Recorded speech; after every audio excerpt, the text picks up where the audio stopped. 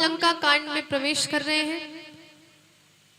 कहते हैं कि अब गोस्वामी जी आगे कथा को बढ़ाते हैं। पुल का निर्माण हो जाता है और उसके पास हमारे राम जी ने लिंग की स्थापना करी। बोलिए रामेश्वरम धाम की जय हो। श्री रामेश्वरम भगवान की स्थापना करते हैं। कहते हैं कि रामेश्वरम धाम की स्थापना करने के बाद अब जितने भी कपि थे, हनुमान जी महाराज, अंगद जी, जामवंत जी, सुग्रीव जी, राम जी और लक्ष्मण जी अब लंका की ओर चढ़ाई कर रहे हैं। सभी माँ जानकी को ढूंढने के लिए लंका की ओर जा रहे हैं। रावण को जैसे ही मालूम चला कि सभी लोग आ रहे हैं मुझ पर चढ़ाई, बड़ा व्याकुल हो गया। मंदोदरी ने खूब समझाया, अभी भी स्वामी समय है, मान जाइए, और कहते हैं रावण माना नहीं। खूब समझाया, खूब समझाते हैं पर माना नहीं। इसके बाद जामवंत जी ने राम जी से निवेदन किया कि युद्ध करने से पूर्व आप अंगद जी को भेजिए, अंगद जी को भेजिए दूध बना करके कि एक बार और रावण को समझाए। क्योंकि भगवान जो है जब आते हैं तो जीव को बहुत समझाने का पहले प्रयास करते हैं, बहुत समझाते हैं, खूब समझाते हैं। और आज राम जी भी समझा रहे हैं रावण को कि अभी भी समय है, मान जाओ। पहले हनुमान जी को भेजा समझाने के लिए पर नहीं माना, अब फिर भेज रहे हैं अंगद को कि मान जाओ, अभी भी समय है। पर कहते हैं रावण की कान में जू भी नहीं रहेगा। इतना समझाया अंगद जी ने, इतना समझाया, परंतु कहते हैं वो रावण माना नहीं। समय कम है तो यहीं पर संक्षेप में कि अंगद जी जाते हैं, समझाने का प्रयास करते हैं पर रावण माना नहीं। इस प्रकार से आगे कथा और आगे बढ़ती है।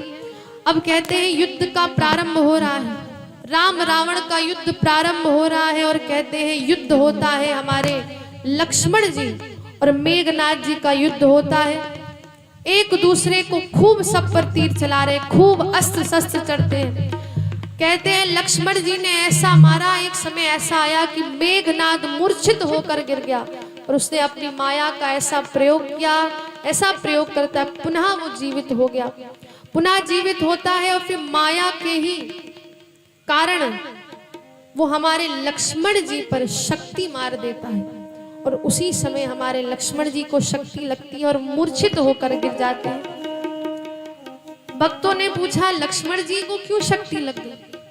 तो कहा कि राम जी ने लक्ष्मण जी को इसलिए शक्ति लगाई कि लक्ष्मण जी इतनी देर तक 14 साल तक वो वीरासन पर बैठे रहे, एक भी दिन सोए नहीं।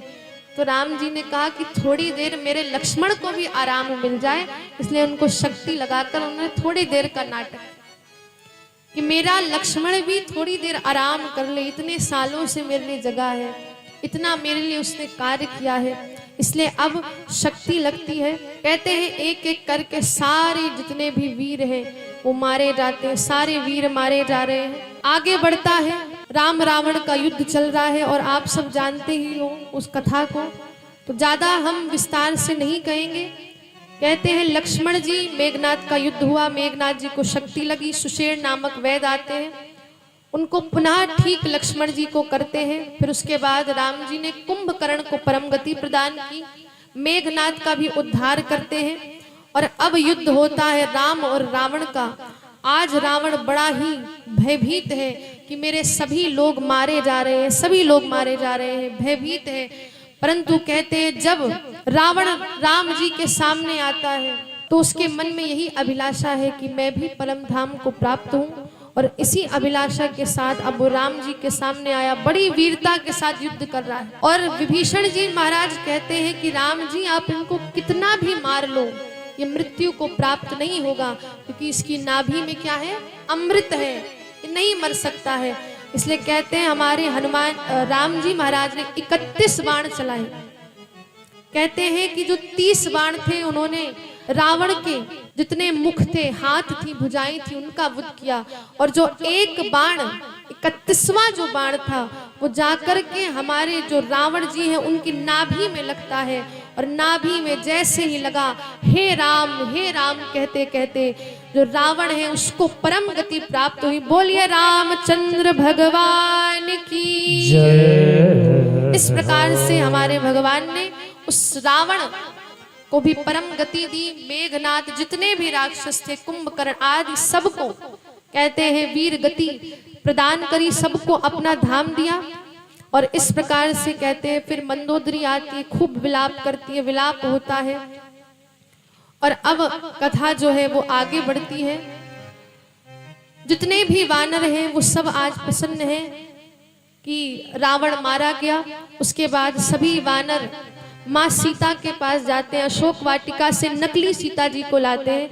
नकली सीता जी को लाए, फिर राम जी ने ऐसी रचना की, अग्नि परीक्षा हुई और अग्नि परीक्षा के माध्यम से जो असली सीता है वो प्रकट हो जाती। बोलिए सीता मैया की। तो अब सब प्रसन्न है कि अब हम जा रहे हैं अयोध्या धाम। अयोध्या धाम की ओर हम सब जा रहे हैं, सब प्रसन्न है, सारे वानर जितने प्रसन्न हैं। पर राम जी ने कहा कि एक